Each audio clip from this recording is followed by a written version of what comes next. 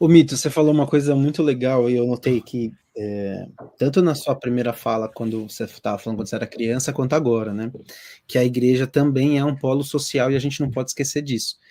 E você ficou muito tempo em um outro polo social. Eu sempre falo que o Brasil são vários Brasis, a gente nunca é um Brasil só. Principalmente de Minas para cima, passou extremo, a gente tem outro Minas. A galera daqui de São Paulo é muito mal acostumada com isso. E eu queria que você falasse um pouquinho sobre isso. Como é ser pastor? Você ficou tanto tempo em dois polos gigantescos, tanto Salvador quanto Recife.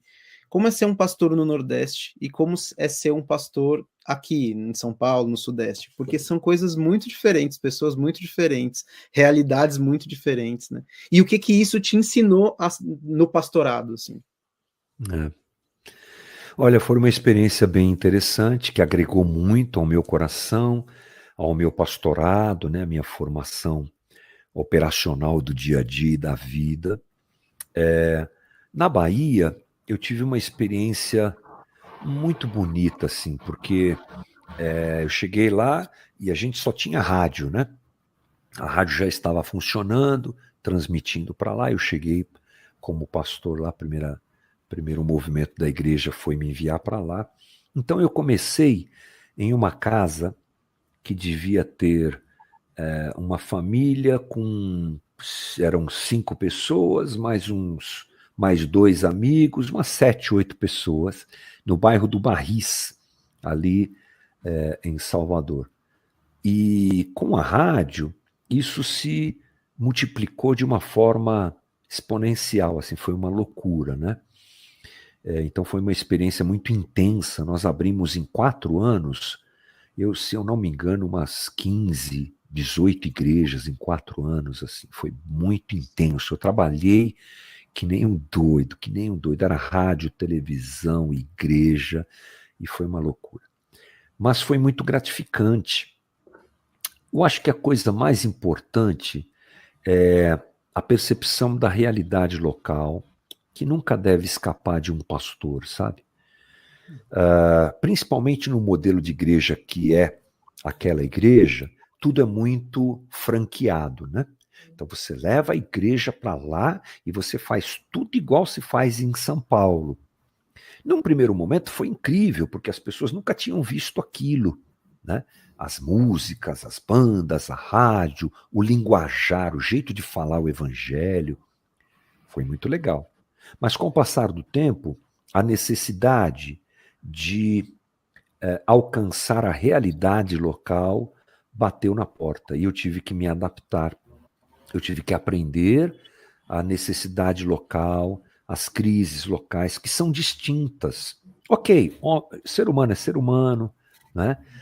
Dificuldade para todo mundo, mas você tem, como você mesmo disse, uma distância cultural muito grande.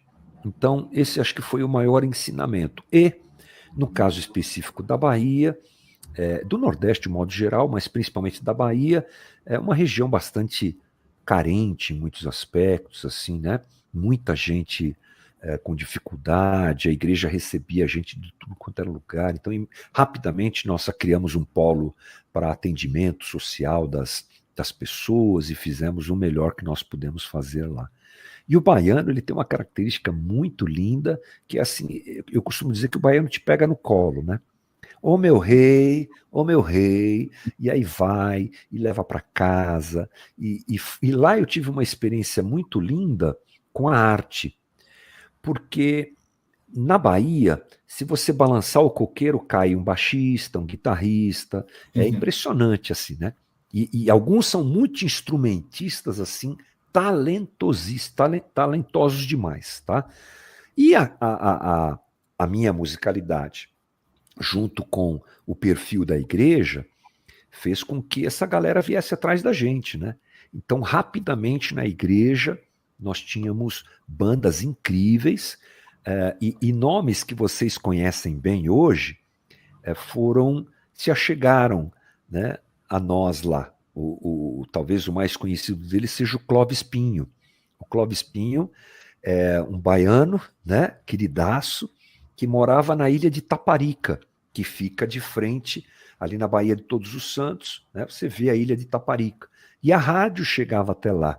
Então ele começou a ouvir a rádio e falou, eu preciso ir lá conhecer essa igreja. Apareceu um dia lá, cabeçudo, joelho bola, magrelo, não tinha nem RG, não tinha nem documento.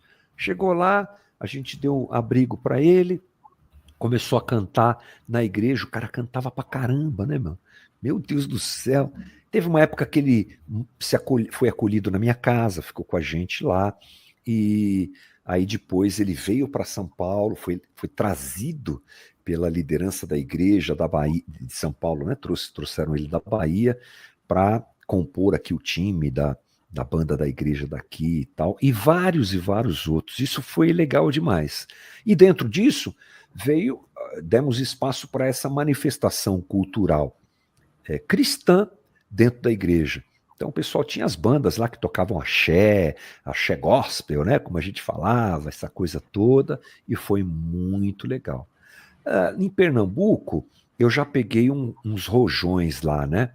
A igreja, eu fui para lá, a igreja já existia, ela tinha entrado numa crise, porque o pastor que foi para lá não se comportou do jeito que devia, então a igreja estava em crise, uma situação financeira muito difícil lá. Então eu cheguei lá, tive que reconstruir, né? Se na Bahia eu formei a igreja, em Pernambuco eu resgatei o trabalho lá, e foram 8 anos de muito trabalho, muita crise. A própria igreja Renascer entrou num turbilhão de crises muito grandes, muito sérias, mas eu fiquei lá. Lá já é um pouco diferente, o pernambucano é um pouco mais desconfiado, ele demora para poder se abrir para você. Olha só, eu cheguei lá, eu sempre conto isso quando falo sobre esse assunto, chegamos lá em janeiro, né? Janeiro era a época da troca, sai daqui, vai para lá, sai de lá, vai para cá. Eu fui para lá em janeiro, saí da Bahia e fui para lá. Ou seja, quase um pouquinho depois do Natal, né? Fiquei 1 ano pregando, fazendo programa de rádio, tal. No outro final de ano, estou eu lá pregando sobre o Natal, né? Todo feliz, Deus te abençoe, que seja um Natal maravilhoso e tal. Acabamos a reunião, eu desci do palco, ficou eu e a Ana assim, esperando, não veio ninguém dar Feliz Natal pra gente. 1 ano lá, não veio ninguém desejar Feliz Natal pra gente. Então, diferente demais. Lindos, queridos, eu amo. É maravilha. Mas foi uma experiência um pouco mais difícil. Aí o tempo foi passando, o pessoal foi se achegando. E em Pernambuco eu tive que aprender também a lidar com essa coisa da cultura, que é muito forte, né? A alfaia, né? Aqueles tambores de alfaia, a gente também incorporou de alguma forma dentro da nossa música lá. Mas eu acho que o principal ensinamento, Pedrinho, é essa coisa de perceber a realidade local, as demandas locais e responder às perguntas que as pessoas estão fazendo. Eu acho que isso que é o mais importante, né? Porque isso eu carrego hoje, por exemplo, na Casa da Rocha, em Guarulhos, né?